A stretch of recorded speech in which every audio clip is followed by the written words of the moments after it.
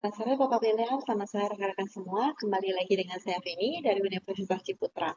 Pada sore hari ini saya akan menjelaskan tentang pertumbuhan ekonomi Provinsi Riau.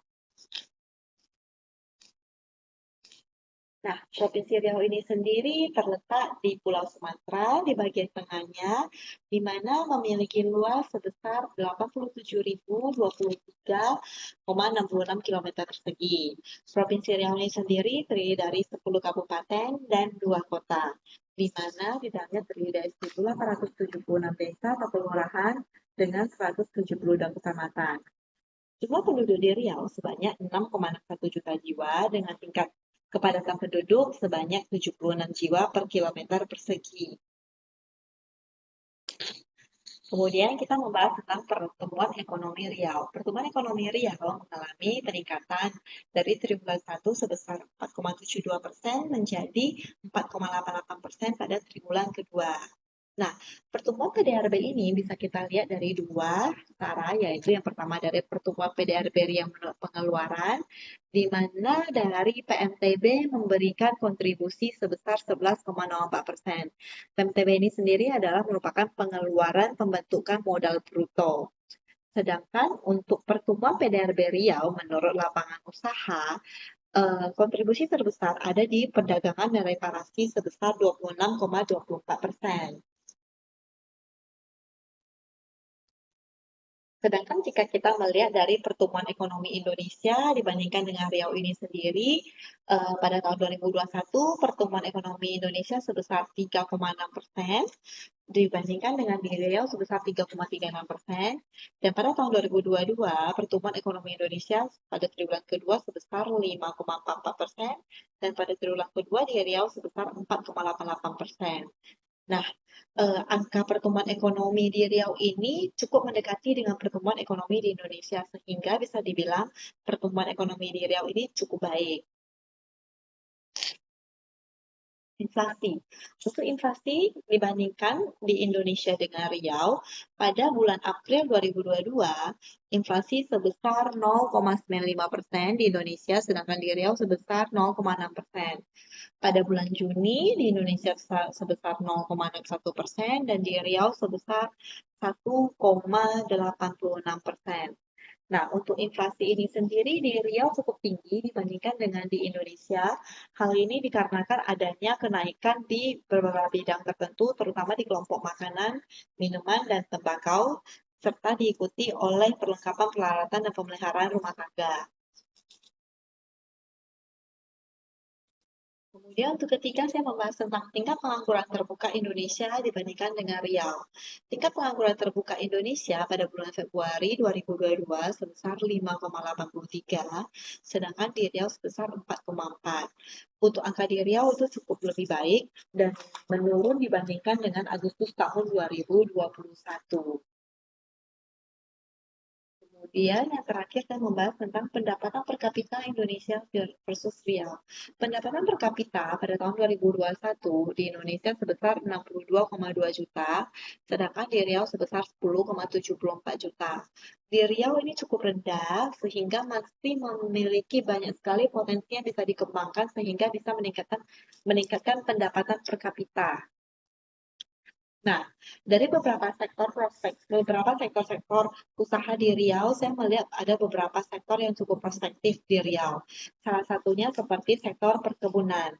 Perkebunan di Riau ini dibagi menjadi dua, yaitu perkebunan kelapa sawit dan perkebunan sagu. Perkebunan kelapa sawit di Riau ini sendiri memiliki jumlah 3,38 juta hektar atau sebesar 20,68% dari total luas areal perkebunan sawit di Indonesia.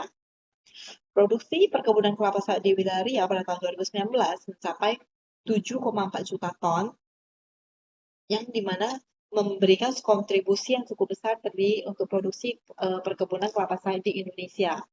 Sedangkan untuk produksi sagu di di Riau mencapai 274.000 ton pada tahun 2021.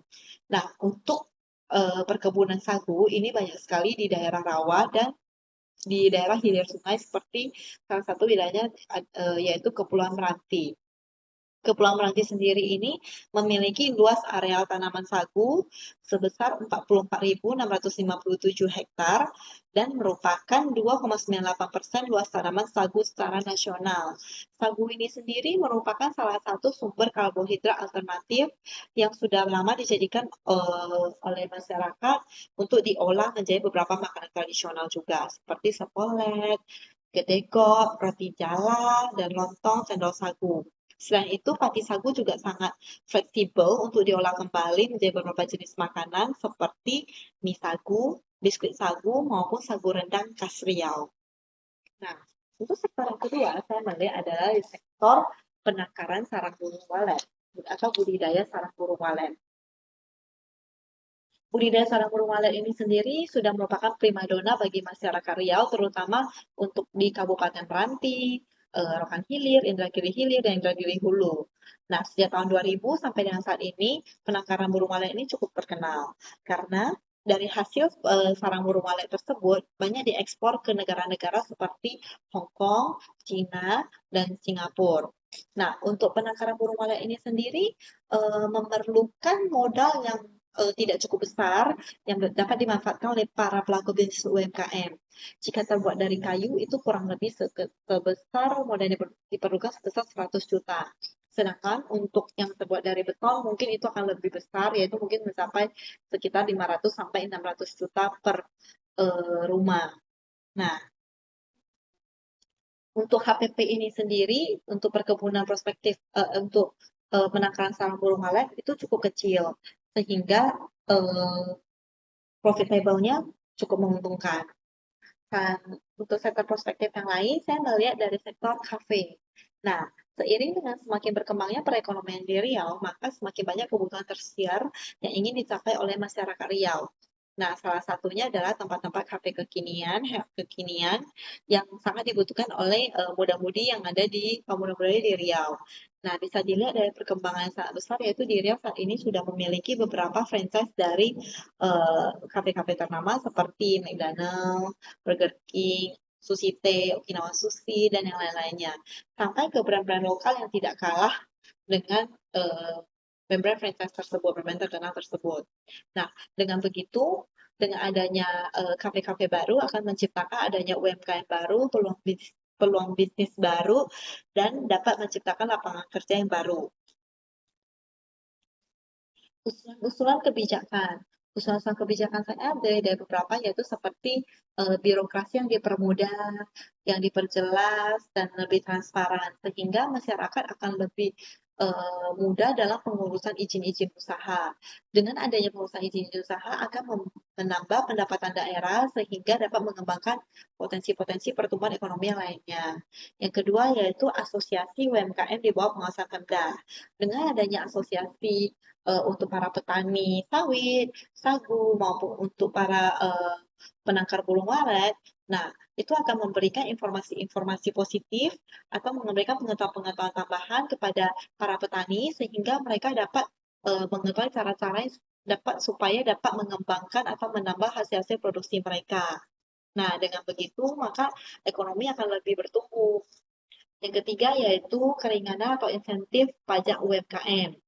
Nah, dengan adanya keringanan pajak pelaku UMKM, maka biaya-biaya yang perlu dikeluarkan oleh para pebisnis akan lebih ringan sehingga dana yang terkumpul bisa digunakan untuk pengembangan usaha mereka sendiri. Yang keempat yaitu dengan mempermudah secara ekspor CPO. Dengan mempermudah secara ekspor CPO, maka produksi dari CPO ini akan meningkat. Dengan produksi CPO meningkat, maka permintaan terhadap panen buah sawit akan meningkat sehingga akan meningkatkan pendapatan dari para petani. Yang kelima yaitu pemberian pinjaman yang lebih tepat sasaran. Pada saat ini pemerintah sudah memberikan program KUR untuk para pelaku UMKM. Namun KUR ini sendiri masih banyak dimanfaatkan oleh para pebisnis yang notabene-nya bukan UMKM ataupun yang hanya ingin memanfaatkan menikmati fasilitas bunga murah yang supaya oleh karena itu diharapkan pemerintah dapat memberikan pinjaman yang lebih selektif, yang lebih tepat sasaran kepada para pelaku yang betul-betul membutuhkan. Nah, kemudian terakhir yaitu kebijakan pada setempat. seperti untuk mempermudah fasilitas makanan take away untuk pada saat bulan Ramadan. Di Pekanbaru ini sendiri pada bulan Ramadan, kafe-kafe dan rumah makan dihimbau untuk ditutup pada siang hari. Hal ini akan menurunkan omset dari para pelaku bisnis tersebut.